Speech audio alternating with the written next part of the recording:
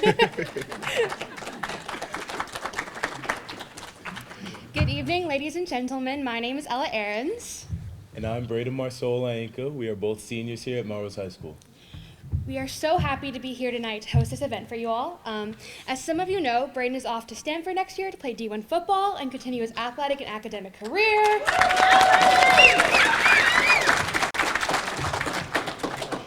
Braden and I have worked together on Melrose Alliance Against Violence Student Action Board for 3 years, and since the end of last year, we have been doing the morning announcements together.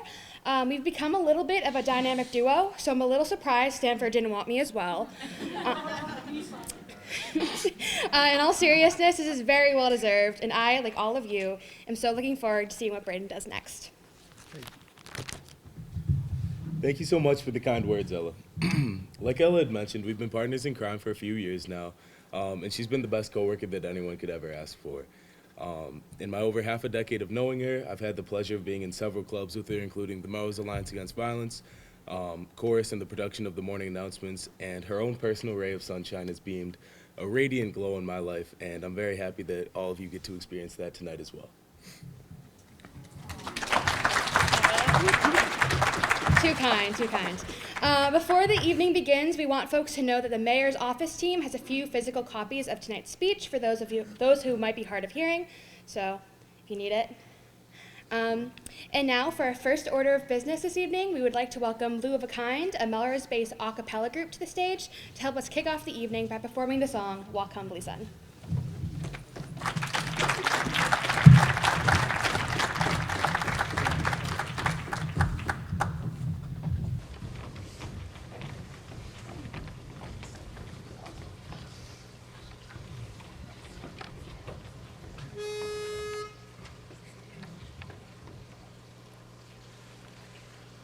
Walk humbly, son.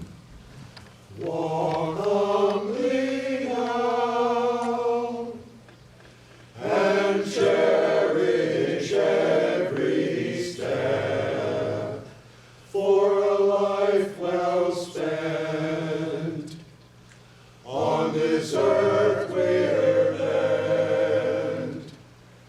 Will be marked by the void you have left.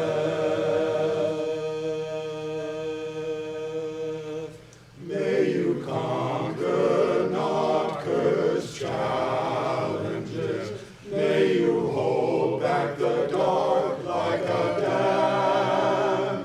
May you lead your life with a lion's roar. May you leave it like a lamb.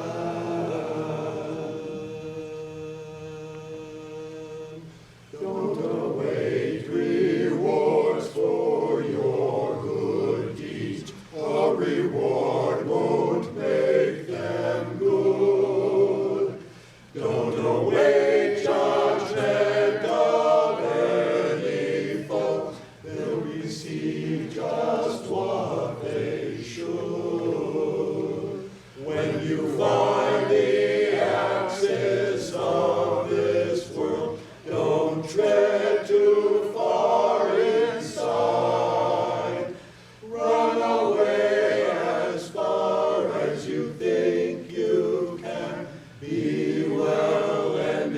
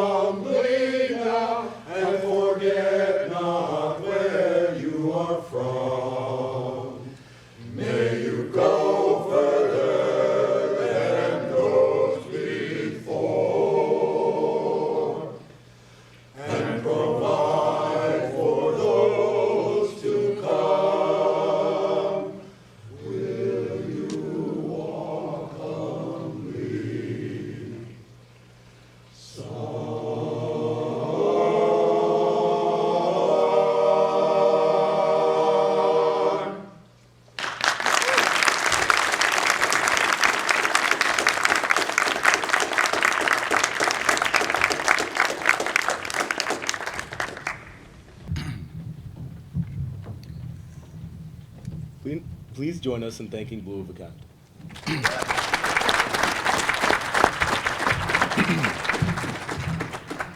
Next, we have a fellow Melrose High senior here with us tonight to perform the national anthem. Since the 7th grade, he has been a member of the MHS chorus and drama programs.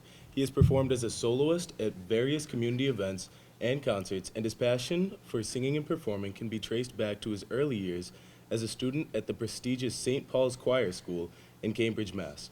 He hopes to pursue a career in the performing arts after graduation. Please welcome Nico Mohan to the mic.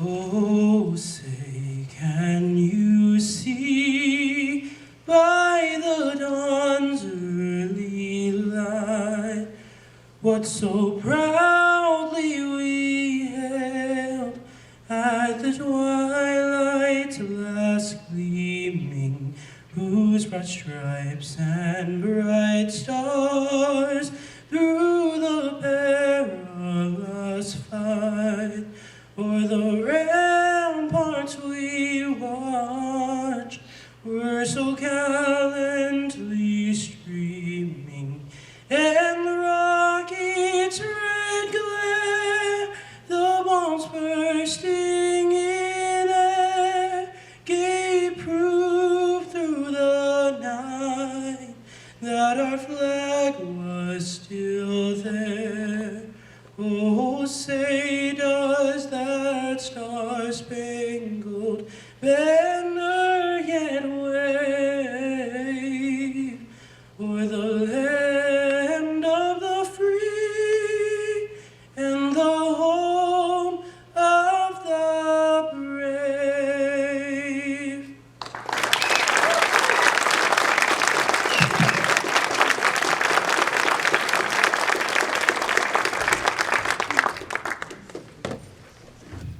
Thank you, Nico. We ask that guests remain standing to recite the Pledge of Allegiance, led by Hudson Kugel and Ben Lagasse, who are members of the Melrose Boy Scout Troop 651.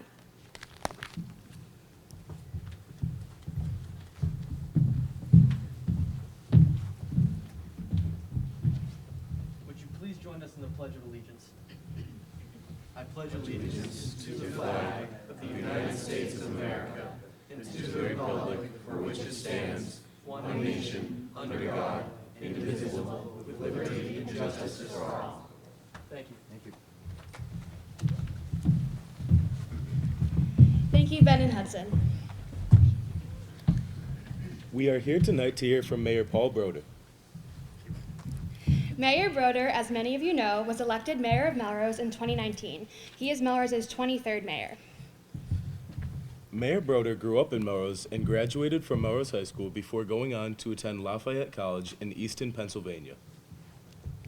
After college, Mayor Brodeur returned to Massachusetts to attend Suffolk Law School and came back to live in Melrose, where he and his wife Liz raised their family, 2 adult sons, Ethan and Sam, and are currently raising their recently adopted rescue dog, Wilbur. We would now like to formally welcome Mayor Paul Brodeur to the podium to deliver the City of Melrose's 2023 State of the City Address.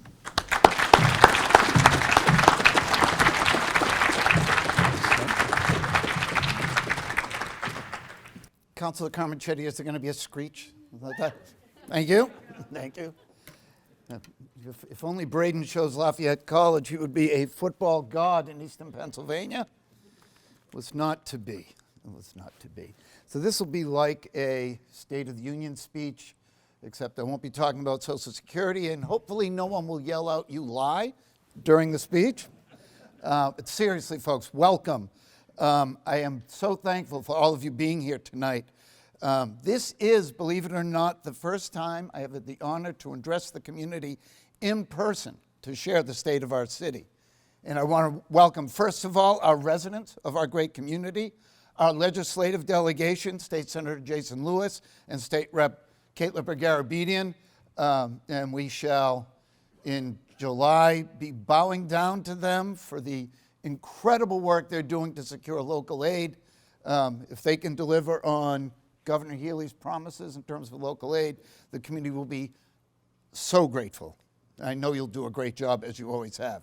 Our city councilors, including our returning City Council President, Gregoritis, and our school committee members led by our old but new chair, Margaret Driscoll, and of course, the folks that make it happen every day, our city department heads and staff members that you see over here doing some incredible work. Some, unfortunately, can't be here because they are dealing with an impending storm that I know you all have heard about. And we're very grateful for their service.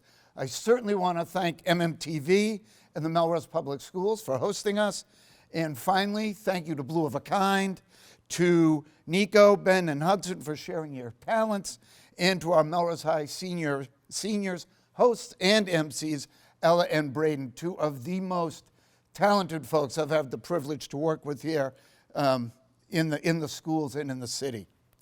And it is particularly meaningful to be here at the Dr. David Driscoll Learning Commons, and I'd like to share with you why. So this space, which was recently dedicated to Dr. Driscoll, is a tremendous testament to what an investment and reinvestment in our future, in our infrastructure, in our kids, or in our community can mean. In 2016, we replaced an outdated resource center and classroom suite. If you can imagine a large purple clock over here. When I say large, I'm like Big Ben large. No more. We now have an award-winning space designed to invite creativity, collaboration, communication, and critical thinking. Think of it as the living room for an entire campus, both the middle school and the high school. It's also, as we see tonight, an important gathering place for important community events like this, to create those critical connections that strengthen the ties that hold us together as a city. The Learning Commons project reflected our community pride and continues to inspire us to work to support key investments in our community. And tonight, I am proud to tell you in this special place that the city of Melrose is vibrant, committed, connected, invested, and generous above all. And that together we will continue to build a bright future for the city we all love. And I want to start with generosity.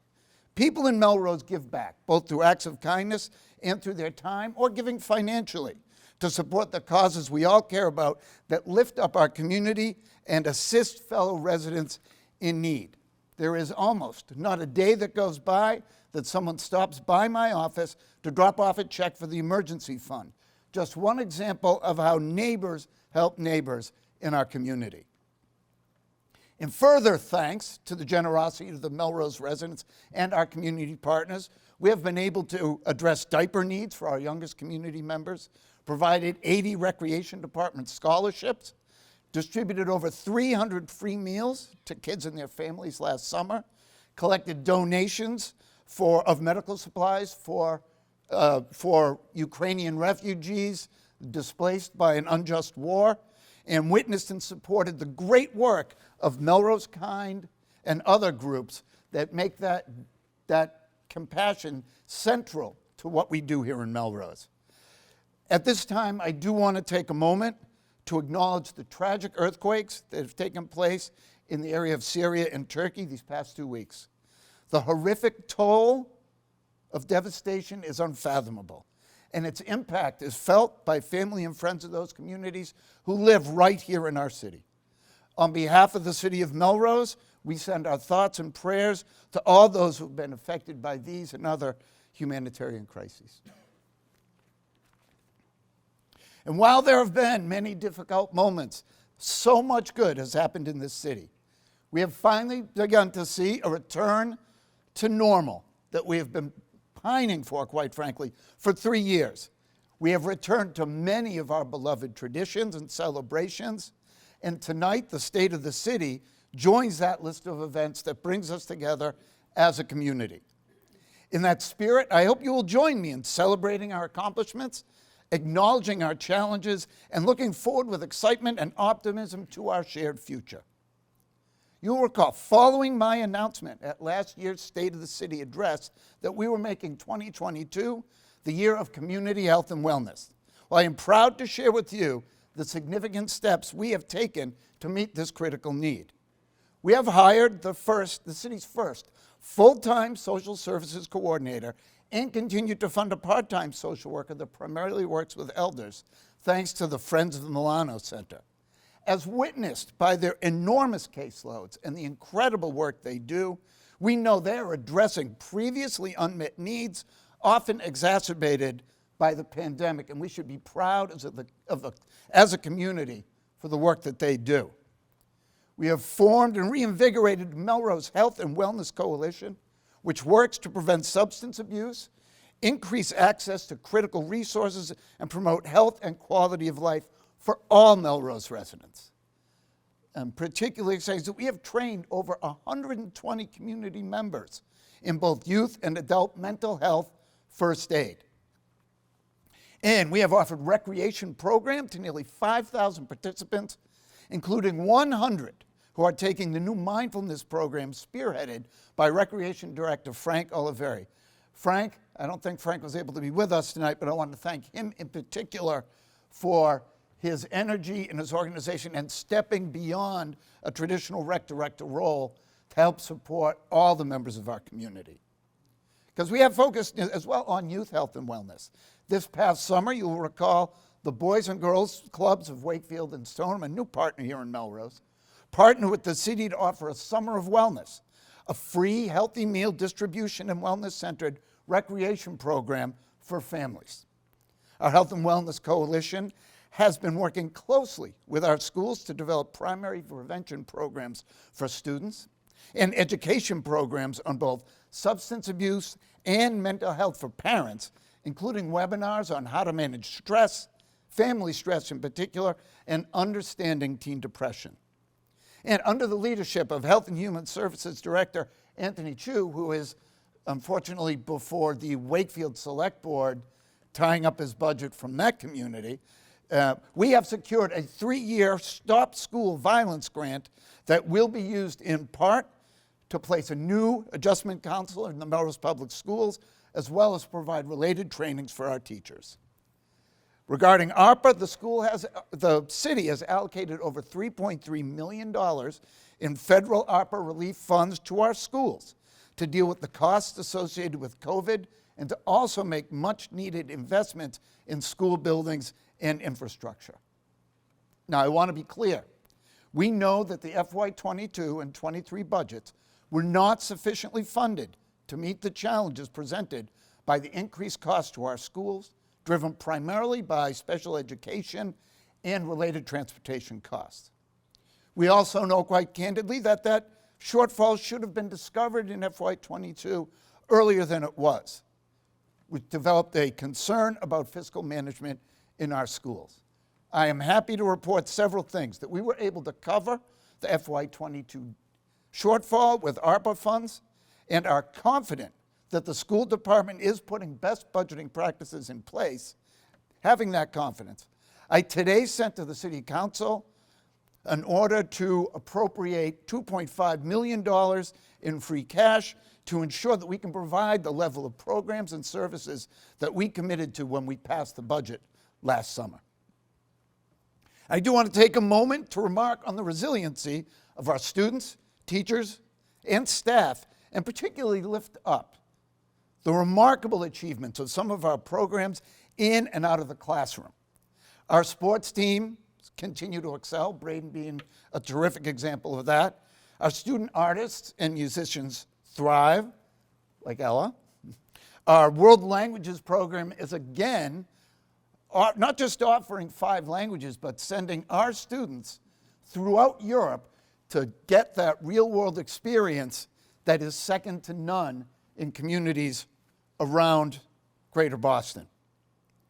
And we have a hugely successful, not always getting credit, a hugely successful Melrose robotics team.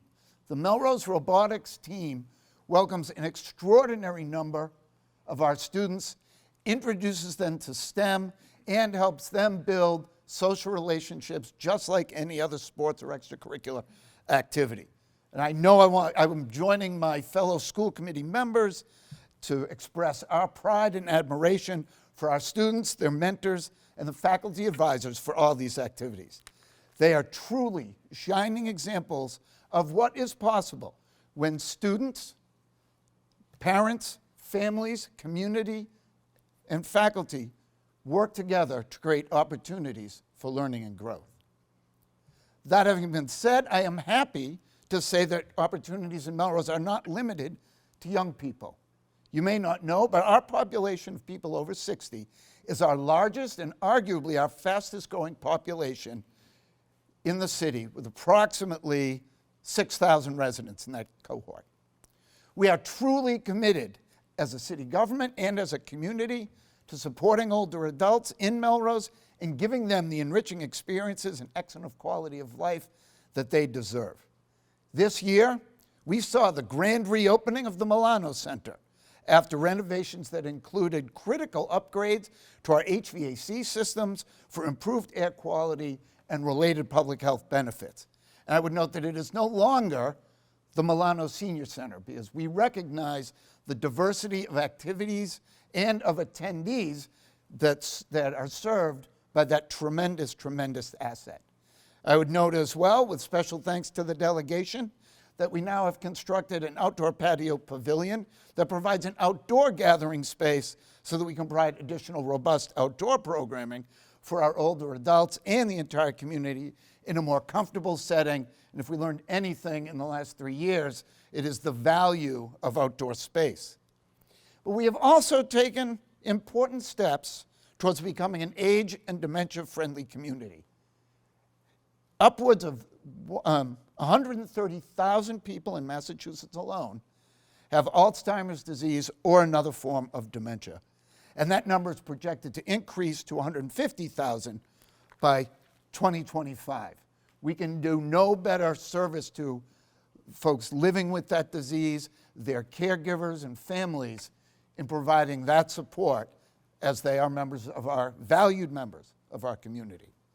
Financially, this is an expensive place to live, and we have tried and succeeded in expanding our senior citizen senior circuit breaker tax relief program and increased deferral options for property tax, water and sewer, and trash fees to some of our lowest income seniors, again, to address that high cost of living. I want to again thank our delegation for moving the home rule petition through the legislature, to former Governor Baker for signing it, and certainly for the City Council for initiating that process with a home rule petition back in 2019.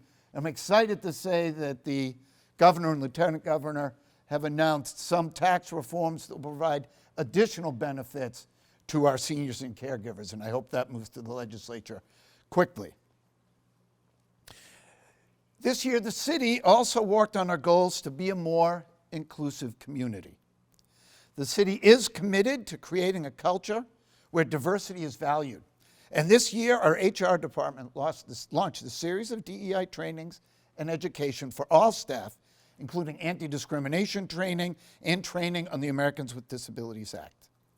I am very proud to say that for the first time since 1996, thanks to the work of our Commission on Disability, Melrose just completed an ADA self-assessment, evaluation, and transition plan that will be our roadmap for addressing the impediments that make accessing public buildings and facilities and programs a challenge for people living with disabilities.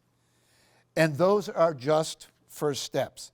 In order to ensure that the city provides all our employees and community members with equitable treatment and access to opportunities, we must continue to identify blind spots and shortcomings, that perpetuate bias and create and embed systemic disparities for certain groups. To do that work in the city will be conducting a comprehensive assessment of the city's employment policies, procedures, benefit programs, as well as our outreach and engagement practices.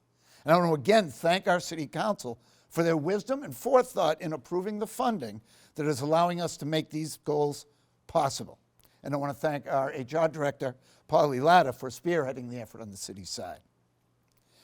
But because we have learned how hard it is these days to talk about the things that matter most, to have the so-called hard conversations. We need to do more. We need to come together as a community. We need to recognize that what joins us together is far more important, far more significant than the things that divide us. And that is why we have launched the Community Conversations Initiative to build a more open and engaged Melrose, where everyone's voice can be heard and valued. And why this program? Well, for a couple reasons. We like to think our community is immune, but as you all know, earlier this year, a member of our community, one of our elected officials, was told to go back to where she came from. Except it was a little bit harsh than that. It was a little bit more severe direction. That cannot stand. That simple prospect of one of our own citizens, one of our own residents being treated that way cannot stand. And there are other examples. I don't mean to suggest that that is a one-off. I believe in the faith and love and strength of this community, but I think we need help. And I would add to that, civic public dialogue is crucial to our civic foundation. And respectfully of the modern world and recent trends, I would suggest that Twitter, and Facebook, or TikTok are not ways to bring community together. They are not ways to further a legitimate public dialogue. Coming together face-to-face when possible, in a room, with respect and perhaps the support and guidance of a professional that can make that work, is desperately needed, not just here, but across our society. On a more positive note, we have provided strong support to our local businesses this year. As the city's first ever economic development director, Lauren Grimmick has hit the ground running to coordinate efforts to help our small businesses. In addition to DPW and police support for the Victorian Fair, trick-or-treating, home for holidays, and the like, the city, with ARPA funding, has awarded grants to 32 small Melrose businesses and nonprofits through the city's new Small Business and Nonprofit Recovery Grant Program, providing much-needed financial support to our small businesses as they continue to recover, as they continue to come out of the unique challenges of the COVID-19 pandemic. And we have launched a second round of Project Pop-Up to fill an otherwise vacant commercial space on West Emerson with several women-owned businesses.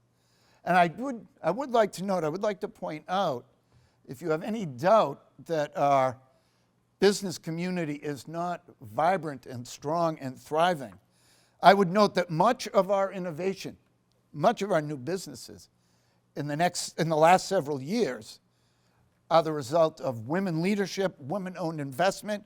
And that include our new bookstore, Molly's Bookstore, The Loop, which is a collection of sustainability-based businesses, The Worklery, which is a shared workspace. We know that folks aren't enamored necessarily of going back to the office. It's an incredible opportunity for some of our small businesses. The Pop-Up, certainly, and many other opportunities to come. Very, very excited. I was pleased and proud to stand before the Melrose Chamber of Commerce to talk a little bit about our plans for the future and to thank them for their valuable partnership in moving this community forward. I'd like to talk to you a little bit about the environment. In the last year, the DPW has planted 202 trees and held 11 recycling events and drives, sometimes with community partners. Our annual tree planting program has been around for some time, but quite frankly started off as a beautification effort. It now should also be thought of as a climate crisis program, as it helps clear the air and prevents heat islands. We will continue to make progress on our tree planting.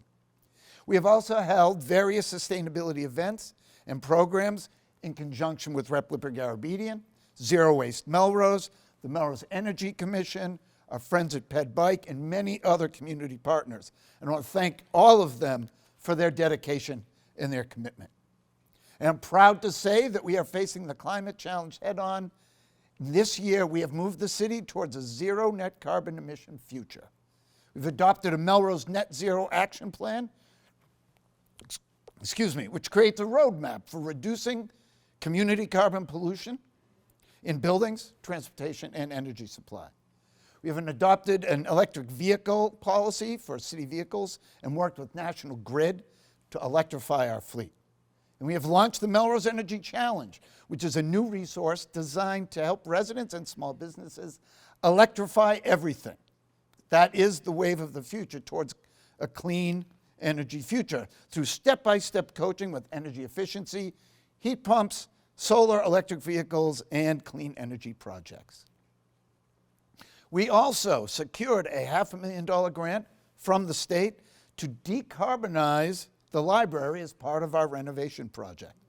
We are installing solar panels on the Hoover and Horace Mann schools and have a solar-ready roof on our new salt shed. And continuing to grow Melrose Community Power. If you're not familiar with Melrose Community Power, you should be, because it is a program that has saved Melrose households over $3.5 million in electric bills since its inception. Another successful program to make Melrose green and make it more affordable. None of this would be possible without the community partners I mentioned, but also the outstanding work of our sustainability manager, Martha Grover. This year, we have also made important civic investments in our historic buildings so that they can serve us and the entire community for generations to come. You know the story already, but we broke ground on the renovation of our historic 1906 Carnegie Library, and we should be finishing the building envelope restoration of our beautiful 1912 Soldiers and Sailors Memorial Building this spring, with the grateful thanks of our director, Kathy Brodeur, and the men and women of the Board of Trustees. And throughout the year, we will continue and have been trying hard, working hard, to address our other critical infrastructure needs through numerous projects across the city and through planning for a more thoughtful, sustainable approach to capital investments in the future, led by my Chief of Staff, Margot Fleischman. We have also invested in the smaller scale infrastructure, such as training equipment, police and fire vehicles, and the like, because we know those investments matter and they must happen routinely. DPW has also worked hard to make improvements in our facilities, roadways, and parks. And I do want to take a moment to thank the incredible staff at DPW from top to bottom, starting with the leadership of Elena Proikis Ellis, our Assistant DPW Director, Jim Troop, our Facilities Manager, perhaps the hardest working man in show business, Jay McNeil, our Operations Manager, Joe Hobbs, who together with all the men and women of the DPW have been able to accomplish a tremendous amount of work despite labor challenges and increased costs due to inflation. DPW also has a tremendous partnership and has worked closely with our Parks Department to keep our parks and open space beautiful and accessible to all, including our Amazing Grace basketball court, a new bridge over Elk Pond, and we have also opened a new inclusive playground at Volunteer Park, a refurbished softball field on Lebanon Street, pickleball and basketball at Foss Park, with a new playground to come. And this spring, we will be refurbishing and upgrading our skateboard park. And I want to thank the City Council for their support in financing some of these projects. I certainly want to thank Joan Bell for her leadership, our Superintendent of Parks, and a quick shout out to Superintendent Dave DeBari and our friends at the Carpentry Program at the Northeast Regional Vocational School for making these projects happen. Now, thanks to the efforts of department heads across the city, we have secured literally millions of dollars in state and federal grant funding to address many critical needs, including the previously mentioned Stop School Violence Grant at $1 million and a $1 million federal earmark for Elk Pond climate resiliency. And those are only some of the grants we received this year. I think the thing that I am most proud of is the $650,000 MassWorks grant that will finally, after more than a decade, make the redevelopment of the Caruso's building a reality, and create a northern gateway to our downtown business district. And so many of our friends in state government, both in the administration and the legislature, were crucial to this. But I also want to thank Denise Gaffey, our planning and development director, and her staff who were instrumental in bringing this forward. Now, there are a lot of good stories, and I've shared a lot of them with you. But I do want to acknowledge that there are important challenges that the city faces this year and in the years ahead. So we are not unique across the state or across the country. Every community is grappling with issues related to coming out of COVID-19. What do we do to reimagine education in a post-pandemic world? How do we confront and address our budgets with this kind of inflation? How will we recruit and retain employees across the school and city departments? How will we address increasing energy costs, deal with the regional lack of affordable housing, traffic we all know about, and the climate crisis that is on everyone's mind? Well, in facing these challenges, we must do several things. We must be future-oriented, goal-directed, and focused on solutions with an emphasis on clear, concise, unlike this speech perhaps, and realistic goals. Essentially, we need a plan that is practical and goal-driven so we know how to get from where we are to where we want to be. We need to address our many long-standing needs that will require that long-term commitment, but that must not stop us from making progress now. Our city finances are sound. This year, we have benefited from an increase in state aid due to the Student Opportunity Act, as well as higher than normal new growth due to the completion of certain utility work in the city. Together with federal relief funds, this revenue has allowed us to meet our obligations to our employees and provide the consistent level of services to our residents that our residents in our business expect. We have also taken steps to ensure financial stability by putting funds aside in reserve. Our bond rating is excellent. We maintain healthy balances in our stabilization funds for good reason. And our non-exempt debt service, what we pay for what we borrow, is currently under 3% of our budget. This prudent fiscal management allows us to look ahead with confidence in our ability to weather tough times like these of economic uncertainty. Now, we are just beginning to build the FY24 budget. But I want to make clear, our budget priority for FY24 will include making record investments in our schools, bolstered by a strong commitment by Governor Healy, Lieutenant Governor Driscoll, and the legislature to continue to support K-12 public education. We will also expand training opportunities for our police and will commit to bringing the services of a recovery coach to help residents and families struggling with substance abuse. The recovery coach is a resource that has been used very effectively in many communities, and I am here to tell you that for a fairly short investment, it saves lives. It's something we need to do. Well, that having been said, budgeting this year will be a challenge, and for sure there will be some tough decisions ahead. There always are. As we always do, we are asking all departments to scrutinize their budgets to ensure that we are getting all possible efficiencies and making the best use of all revenues to support the services that we need and rely upon every day. I have complete confidence in the city's financial team, led by longtime CFO Patrick Delarusso. And I am very optimistic, based on recent estimates of state aid, that we will meet our immediate needs in no small part to the long-term financial planning delivered by Mr. Delarusso and his colleagues. So how are we meeting these challenges, and what are the solutions?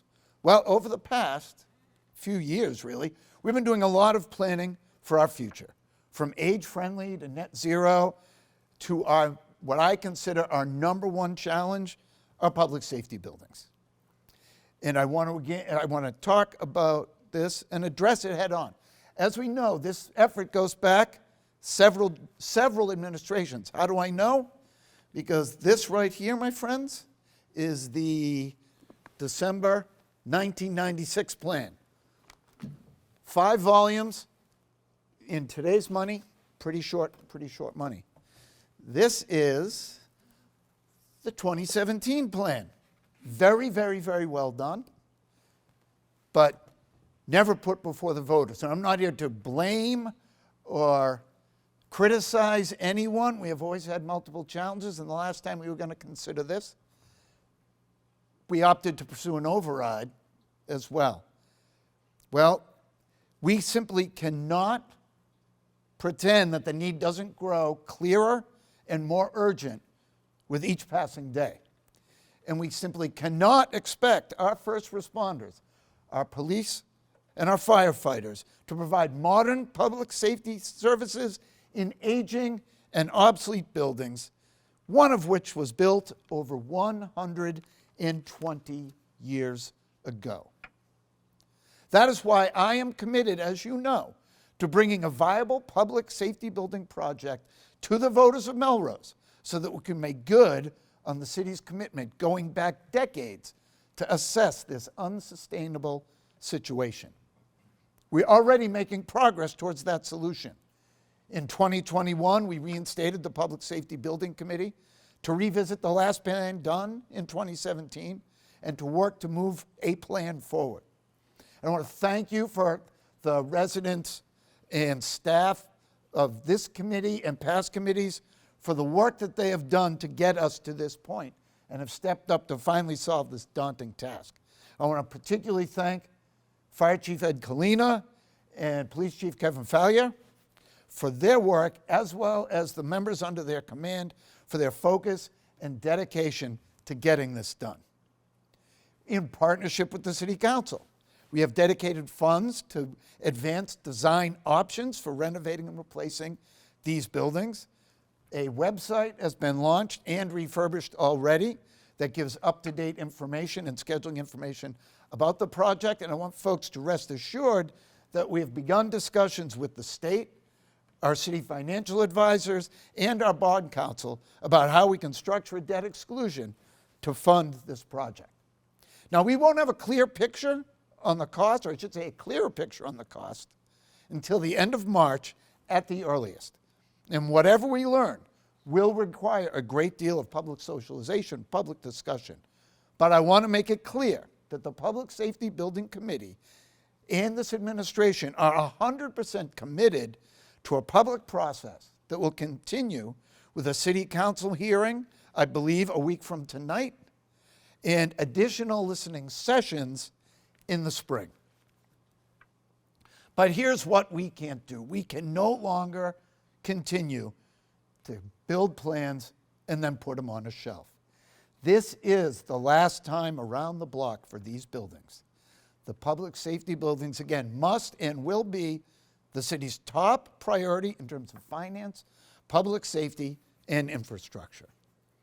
But to be crystal clear, as we sit here today, there is no funding currently available through any state or federal grants for this type of project. Believe me, we have looked. And so we must be prepared to pay for these buildings ourselves. And I want to emphasize another important point, that the public safety project will be expensive. After all, we have not built a public safety building since 1964, which is the year I was born. However, because the project will be funded through a debt exclusion vote, we will not have to compromise our finances for other critical needs, including our schools, in order to replace these buildings. Since the debt exclusion will provide a dedicated funding source, other needs can still be met within our regular budgetary model and will not compete for public safety, with public safety. We know that even within our mostly residential tax base, there are still opportunities to make the most of the development potential that we do have.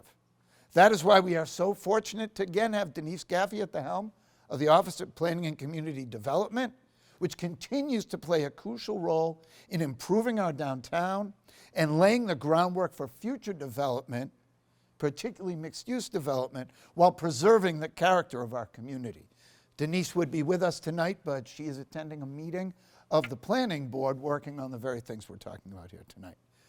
We have permitted projects that have added both residential and commercial spaces that will increase our tax base, revitalize underutilized and vacant buildings, and help fill the local housing demand. We are also unlocking economic opportunities through the development of distressed properties, chiefly the Caruso's building, which will show up as new growth on our tax rolls when it is completed. We are also, as part of our downtown strategy, investing in public art and placemaking to beautify downtown and make it a more desirable place to open new retail shops or restaurants and increase the foot traffic that is the lifeblood of our local economy. Investments in particular in local arts and culture are good for our residents and good for our local economy. And that is why I will be asking the City Council to double our financial commitment to the Messina Fund, a catalyst for the creative arts community, and a step in the right direction towards establishing a local cultural district. And you should all know, as I think I've already mentioned, our Economic Development Director, Lauren Grimmick, has been working tirelessly not just to grow the businesses that we have, but to attract more businesses to invest in our community, including the types of businesses that the community is eager for. I'm excited to reference Firefly Bikes, which if you told me 10 years ago we would have a light production facility for bikes, I would have told you you're wrong. But that is something that as our demographic changes and opportunities arise, we can take advantage of that. And we've seen it again in other opportunities, both in traditional businesses like bakeries and reuse of toys and other just exciting things that show you that sustainability and a green economy can be a profitable one and can revitalize our downtown and other business nodes. We are also taking a look at our local regulations, particularly our liquor licensing regulations, to see what is needed to sustain and strengthen the retail environment that we want for our unique downtown and commercial districts. We have been, in fact, approached by restaurants and one or two brewers to ask us about doing business here in Melrose. We don't have the regulations in place to take advantage of that yet, so I will be asking our Liquor Commission in the spring to update our regulations to improve business opportunities in the hospitality sector, including those necessary to allow that brewery to operate. However, I do also want to challenge us all to look ahead to where we want to go as a community. What does or what should Melrose 2030 look like? Or quite frankly, even 2025. What are our aspirations for the future? What kind of a city do we want to be? What do we want our schools to be like? How can we ensure that all our students are ready for the future, college, career, or whatever that future may be? Again, as I mentioned before, we need to address the challenge of recruiting and retaining employees throughout municipal government, both in public safety, in the DPW, in our executive offices, and in our schools. What investments do we need to make this an age-friendly community? What more can we do for that fastest growing population here in our community? How will we sustain the investments that we've made in economic development and the crucial need that we are fulfilling for social services support, be it through our Department of Health and Human Services or our veterans, or our senior center? There are many places where come seeking help, and we now have the infrastructure, the bodies to do it, and we should not let go of that important service. Finally, how will we be able to preserve our open spaces, address housing affordability and implement the changes recommended by our ADA audit? How, quite frankly, will we address challenges that we haven't thought of yet as we stand here today, that our successors, that our children might think of are things that need to happen in Melrose? One thing is for sure, we need a new strategic plan for our schools. I look forward to working with the next superintendent and community stakeholders to plan for providing and paying for a comprehensive 21st century education that addresses the needs of all our learners and gives our faculty and staff the resources to build and for our superintendent and building leaders to lead our district. Those are the challenges, and there are plenty of them. Well, what are the tools? Well, I've already mentioned the debt exclusion as one important resource for dealing with major capital expenses like the public safety buildings. Melrose has only used it one time, and that was to build the Melrose Veterans Memorial Middle School.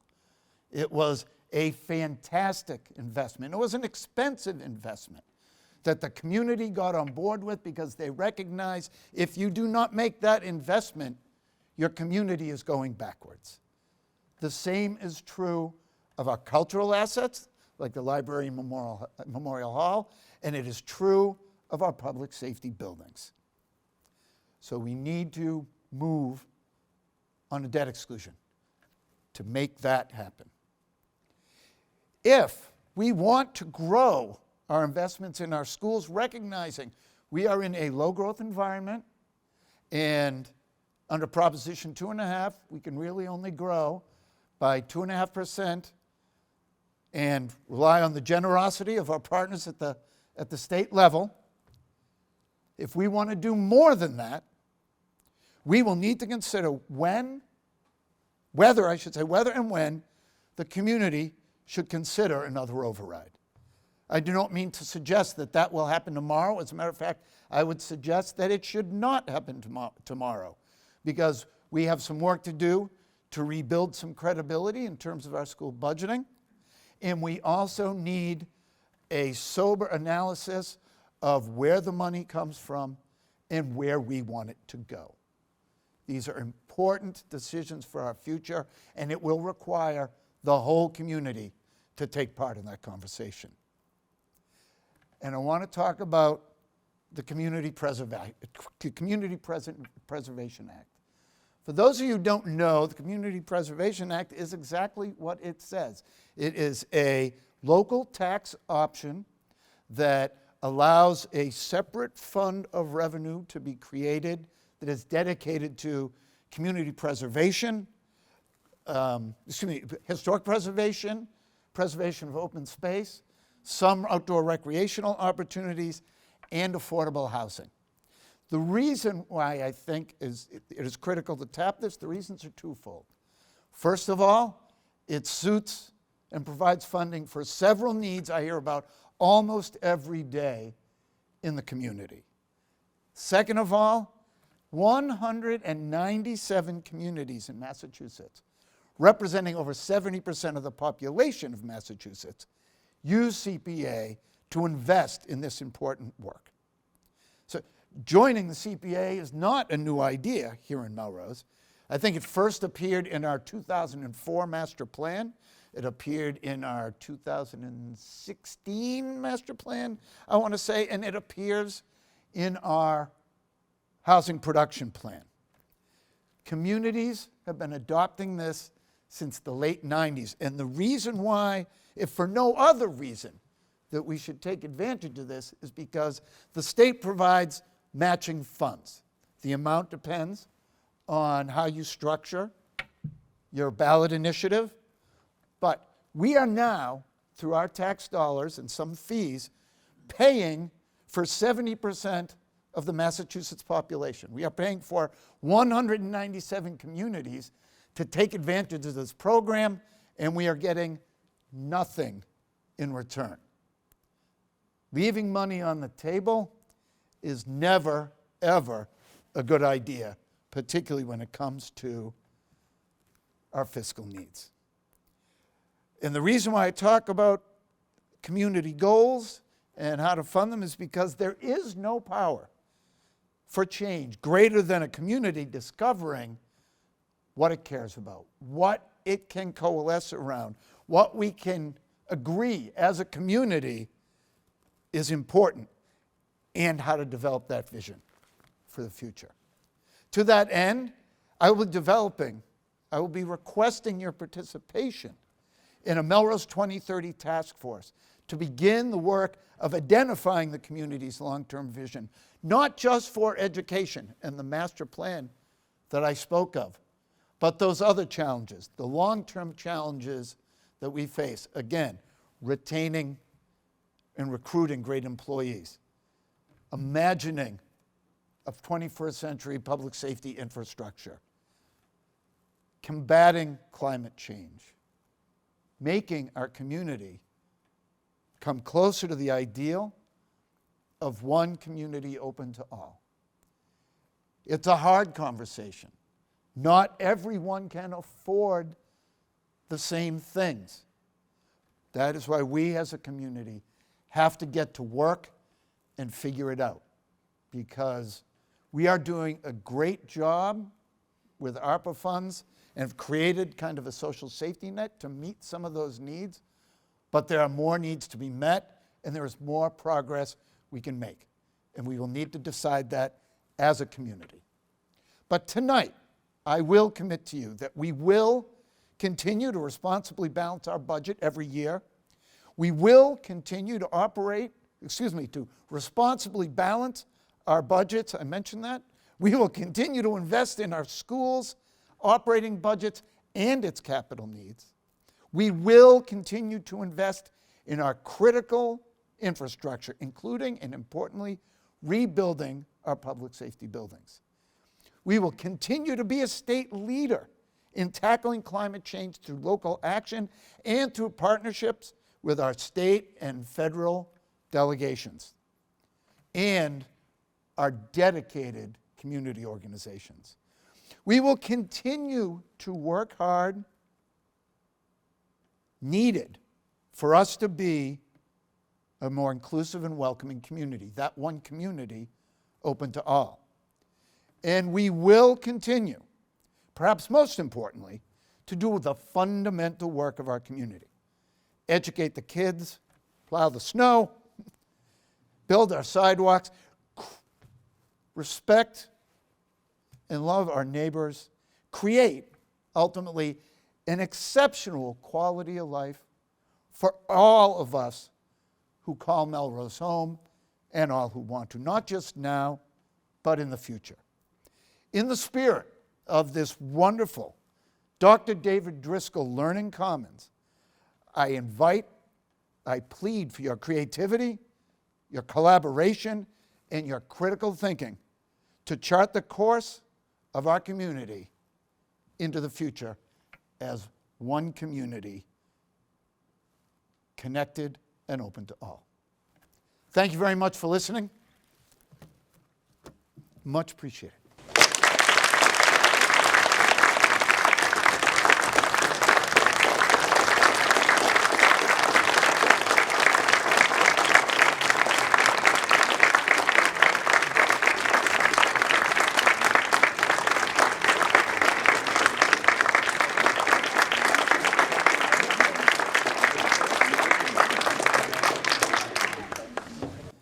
So I just noticed I brought it in a little bit early, so I'm going to do it again. Who's in? All right. I should acknowledge a good friend and town father emeritus, Rob Dolan, our mayor for many years, is with us here this evening. Lou Izzy, the head of the Chamber of Commerce, and many other things. I see our arts and culture community. Let's talk Melrose. Melrose, the many hats of our friends from the Russell Park area are here as well. And I've been doing this for over 20 years, and I made the rookie move, even double rookie move, because my dog got acknowledged. My dog's been around for 6 months, and I did not acknowledge my wife, Liz, my son, Sam, and my son, Ethan, who is away at UMass Junior. God help me, he is part of the student government and appears to be pursuing a double major in legal studies and political science. Thanks again. Thank you all for being here.